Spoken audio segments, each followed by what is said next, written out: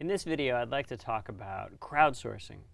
Crowdsourcing is a new form of organizing work that is mediated by internet services, and it connects customers and workers through the power of the internet. The prevalence of crowdsourcing is new.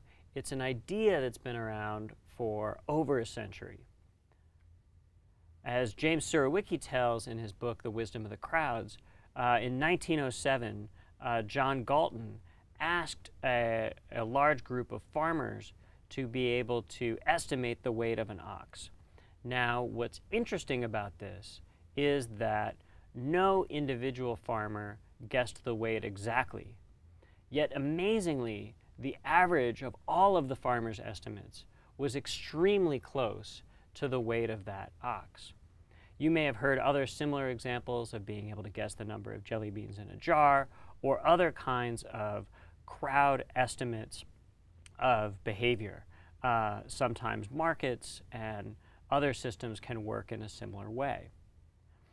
What Surowiecki points out is that in order for the wisdom of the crowd to be able to work effectively, you need to be able to gather a large number of independent estimates.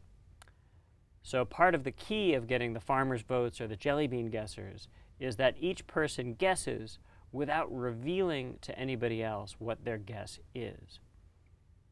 And the reason for that is that in general, people's estimates for many tasks are uncorrelated, that some people underestimate and some people overestimate, and that absence of correlation is what enables the averaging to be able to work. Another reason that this kind of averaging can fall short is if people tend to systematically make errors. And this is a subject that we're going to return to toward the end of the video.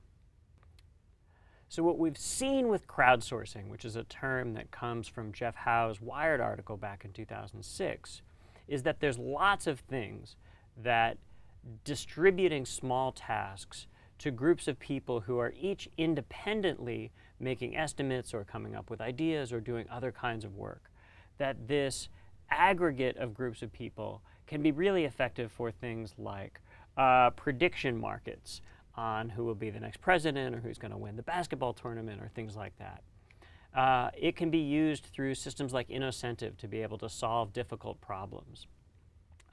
Or being able to collect and filter information on the internet.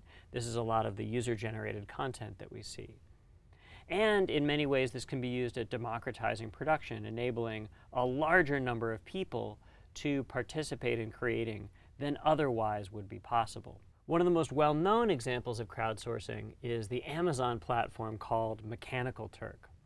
And the reason that it's called the Mechanical Turk is that several hundred years ago, there was a traveling show of a supposedly automatic chess-playing machine. And it was called the Mechanical Turk. It would, on its own, play chess against the royalty in the places where it visited. The trick behind this automatic chess-playing machine was that, in fact, it wasn't a mechanical device at all. Under the hood, it was powered by people. And that's exactly what we're seeing with Amazon's Mechanical Turk. It's also powered by people. So there's an aggregate behavior, and then underneath, there are people that make it all happen. You know, the Mechanical Turk of old was one person underneath the table hidden in a box. The new Mechanical Turk is aggregating the work of thousands of workers online. In many cases with this work, you see things like, we'll pay a nickel to be able to find out whether these two images are of the same product. Amazon had many such cases like this, where their large warehouse of products means that there were many data integration and data cleaning and other kinds of organizing tasks that needed to happen. Much like they've done with other services, such as storage and cloud services, they realized that this labor market of being able to ask many, many simple questions was something that would be more broadly useful in the world. And the Mechanical Turk platform has been really widely used, including by researchers. While Mechanical Turk is easily the most famous of the crowdsourcing platforms, it's by no means the only one. And the micro-task, pay a nickel or a dime or even $1 to get something done model that Mechanical Turk offers is not the only one. Another wonderful example is Odesk, where in this case, you're hiring a specific worker to do a small task. So the Odesk marketplace has people who profess skills at all sorts of things, and then you can hire one of those individuals to be able to do some work. So in Mechanical Turk, these are anonymous. In Odesk, we know who they are and they have particular skills. But you don't need to use money to be able to make crowdsourcing work. In fact, I think some of the most interesting and creative uses of crowdsourcing are where other incentive systems are in play.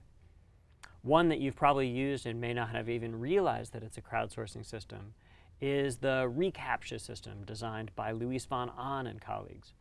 And what reCAPTCHA does is the initial challenge was that Yahoo needed a way of preventing spammers from signing up for email accounts and other Yahoo-based accounts through bots. So they needed some test to tell whether the entity signing up for an email account was a computer or whether it was a human. And so Luis and his colleagues created CAPTCHAs, or computer automated test to tell people and computers apart. And with these systems, Luis realized that initially they would just distort text like you see on the screen here, but there are many other things that you can use for the content of a CAPTCHA. So for example, Luis realized that you could use old New York Times articles that needed to be translated. You can feed a word or two at a time to the reCAPTCHA system, and the crowd, when they sign up for accounts that need to verify that they're a human, will do the transcription work as part of that disclosure that they're a human. So to prove I'm a human, I tell you what the text says, and then as a byproduct of that, the New York Times gets translated. Very cool. Now, of course, you can't do this with just one worker. You need to be able to ask multiple people about the same information, and you need to be able to compare the responses of multiple different individuals. More recently, what we've seen are things like Google Street View has all of these street signs and house numbers and other information that they'd like to be able to extract, and those are now handed off to reCAPTCHA. And so the next time that you sign up for an account, you may see a street sign or an old New York Times snippet or something else like that. These are, in essence, computer vision tasks that are just a little bit too hard for computers to do currently, and we hand those to people. What's interesting is that then this massive store of human-generated information becomes something that we can use to be able to train machine learning algorithms to do a better job in the future. And so there's a constant ratcheting that is happening where the machines are getting better by virtue of the insights being delivered from the crowd workers. So we've seen several different models of crowdsourcing.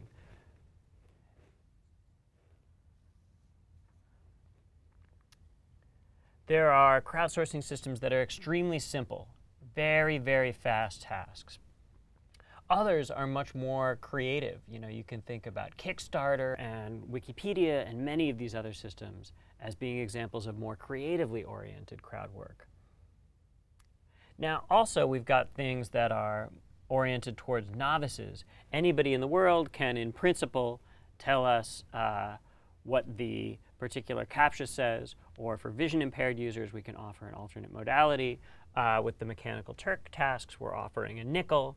So things like Amazon's Mechanical Turk and CAPTCHAs are very fast, very quick, very easy, broad labor pool available. Now, other things may be more expert-based and maybe more creative. And so for Odesk, for a graphic design task or something like that, we may have more complicated opportunities. And I think a lot of the interesting crowd work heads off in this direction of more creative expertise. And an awesome example of this is the work of Aaron Koblin and colleagues on the Johnny Cash project.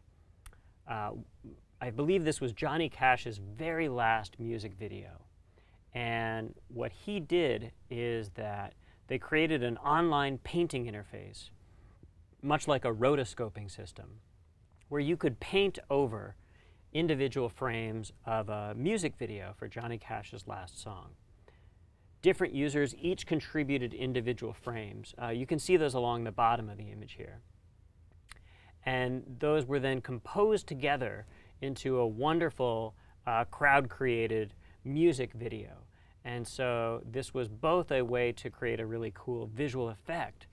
It was an outlet for creativity, and the fact that all of these different users were doing work that was showing up in one video together was a way of giving tribute to the way that Johnny Cash touched so many people's lives. In fact, the very first concert I ever went to when I was 5 years old is my parents brought me to an outdoor, I think free, Johnny Cash show, and it was amazing. And so he's this enduring music legend, and the crowd-created video expresses that extremely well. As you might imagine, and I think what the Johnny Cash project shows really well, is that people's motivations matter a lot.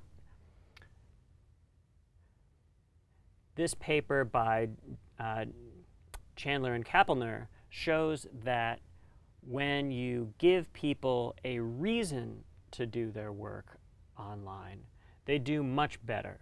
And the result may not be totally shocking, but it's a really valuable reminder that when you situate the reason for why we're doing what we're doing, that can be extremely powerful.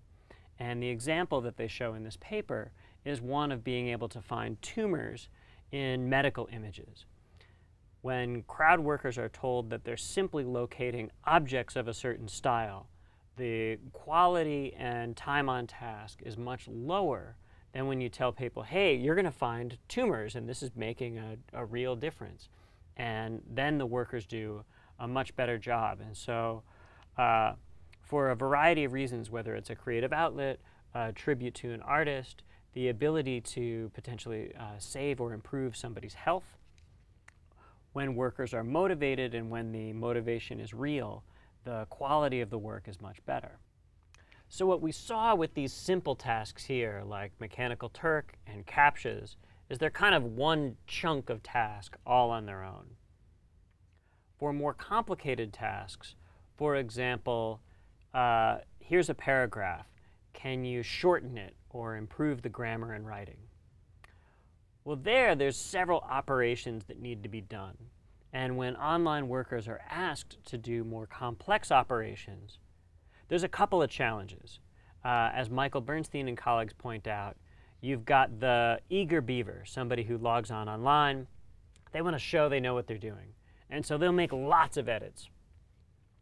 Or conversely, you can have the lazy Turker, somebody who wants their nickel for doing as little work as they possibly can. The way that you can combat both of these is to add a little bit of structure to the process.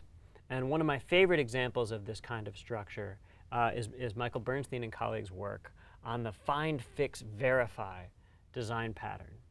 And the idea here is that if you ask somebody to improve a paragraph, you may get junk, or you may get, well, junk through overenthusiasm.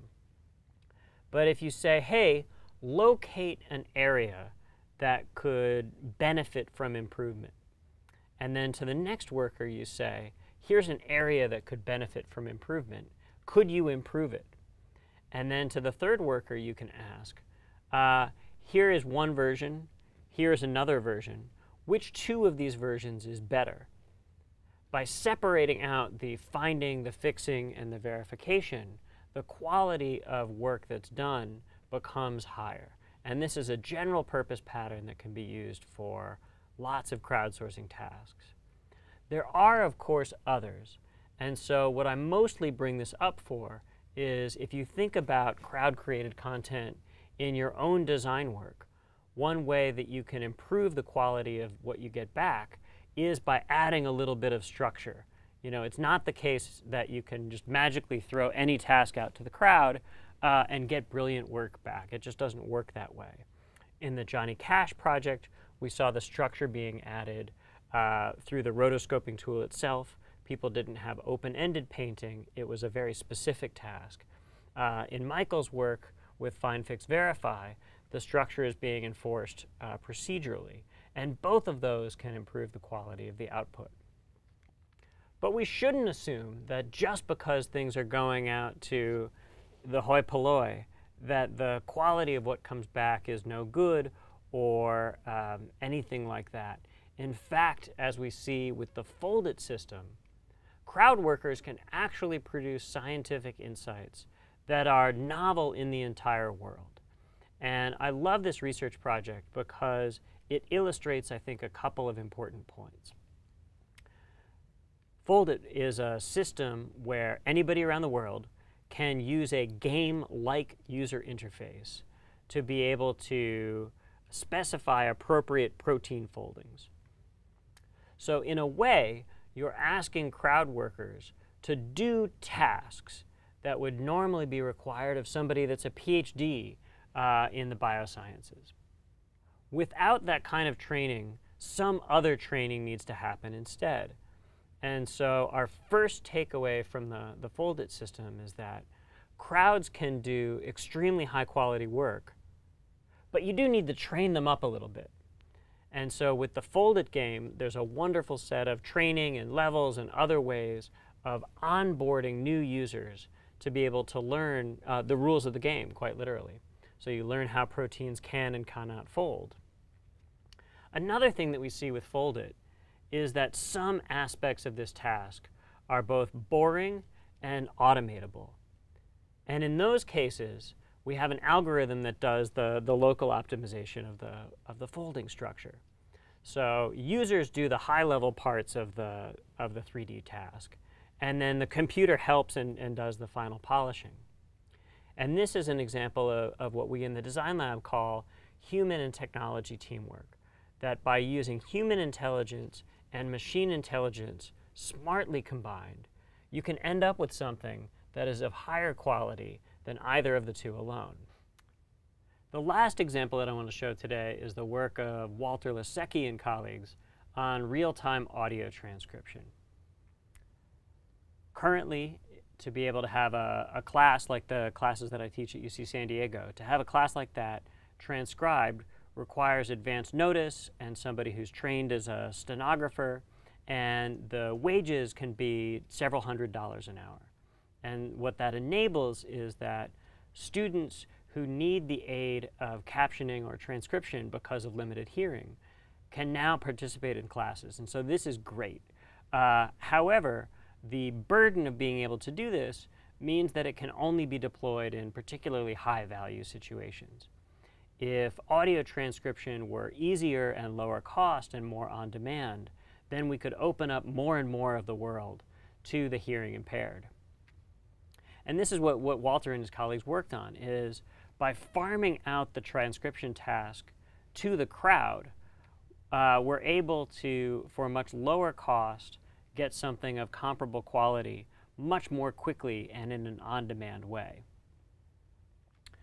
Now, I don't know about you, but I can't type on my keyboard as fast as a court stenographer can. So what we're not doing in this system is that Scribe doesn't ask its users to type the whole darn thing. You can't type for 50 minutes of a class and keep up. What Scribe does do is that you get a little snippet that you transcribe. And to make the handoff work between different people, so the first person does this snippet, the next person does this snippet, the next person does this snippet. There are several design cues that are necessary to make this work. For example, there's an audio cue where the volume gets louder when it's your turn to type, but you can hear the audio right before and right after. Also, speeding up and slowing down and several other things can improve the quality of the transcription. And this really underscores the fact that if you naively give a task to the crowd, you may get back total garbage. but that through very careful design, like Walter has done here with Scribe and Michael did with Find, Fix, Verify, and the other examples did in each of their domains, you can end up with something where the results are actually of very impressively high quality. So I wanted to loop back to where we started.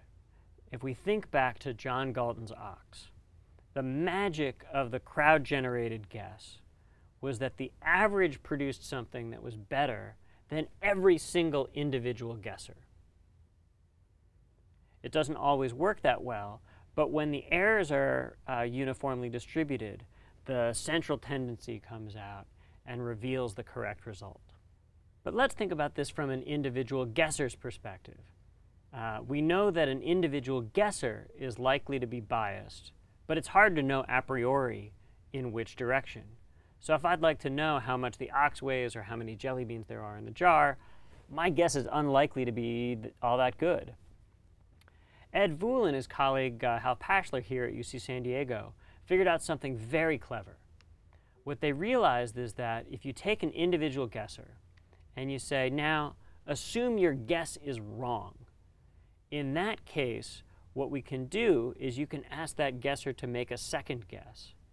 And when that guesser guesses a second time for the reason of their guess being wrong, so if I were to have, for example, the jelly beans in the jar, I've got a jar, it's full of jelly beans, I might say, well, I made my guess assuming there are 10 jelly beans in each row along the jar. But what if it's not 10? What if it's 20? Well, then my guess would double.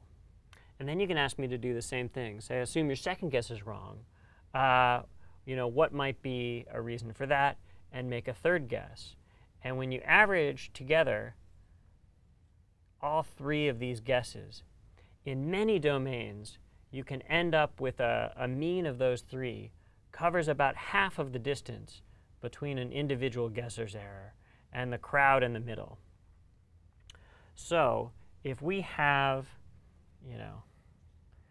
the right answer here, and our crowd guessers guess all sorts of different stuff, an individual guesser's first guess may be erroneous. Their second guess often balances that out, and then we add the third guess in there too, and the aggregate of these three is often quite good. And so what this tells me in aggregate, when we look at all of these effective systems for crowdsourcing together, is that design is critical to crowdsourcing success. And what I'd like to close with today is the insight that we're seeing an increasing dominance of the Internet of Things, that many of the services that are exciting right now are things that combine the world of atoms with the world of bits and the world of culture. This can be the pop-up food truck that announces where it's going to be on Twitter. This can be Etsy, where we have people all around the world creating handicrafts and vintage items and then selling them through an online portal. This can be many common elements of political life that are coordinating large numbers of people through an online system. And so what we really see is that the Internet of Things is really the Internet of social and technical elements working together. And so the ideas that you've learned in this crowdsourcing video are going to become increasingly applicable as the computational world and the everyday physical world merge more. So that's our video on crowdsourcing, and we'll see you next time.